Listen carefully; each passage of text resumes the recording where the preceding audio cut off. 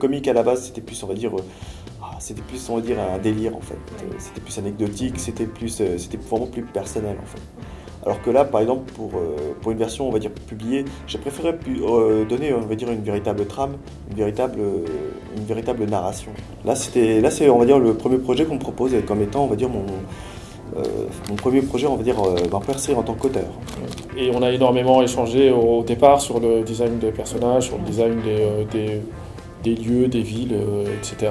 Tout le monde ce que j'allais aussi exploiter au fait. Voilà, je lui ai demandé de me raconter le maximum d'histoires possible parce que lui il avait le scénario dans sa tête jusqu'au bout quelque part.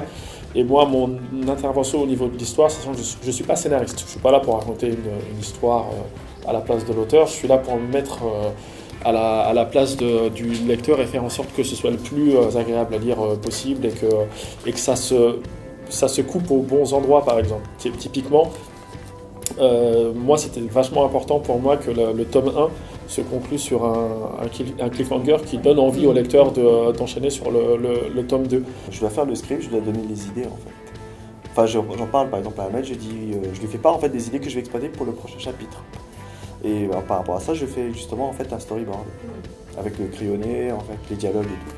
Et c'est seulement après quand c'est validé, par exemple, que je peux réellement en créer. En fait. C'est un processus à la japonaise, quoi. Ouais. Un petit scénario du chapitre, le storyboard et après les planches définitives. J'ai fourni en fait tout ce qui était, on va dire, concept au niveau des décors ou au niveau des chara design, parce que c'est vrai qu'on les voit pas tous. À l'époque où on a commencé à bosser sur le trailer, nous on était que en noir et blanc. On n'avait pas encore commencé à bosser sur les illustrations couleurs, même si lui il avait une idée de la couleur des cheveux, des yeux, des habits, etc. On n'avait pas encore d'illustration couleur à proprement parler, donc il a fait des caractères sheets, face, profil, machin, des décors et compagnie.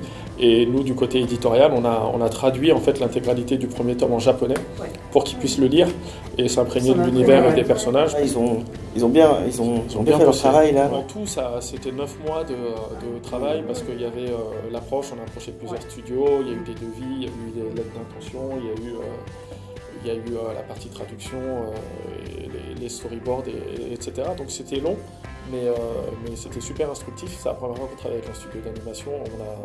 Ça nous a permis d'intégrer un petit peu plus leur process de développement. Et ça nous fait une super carte de visite un jour.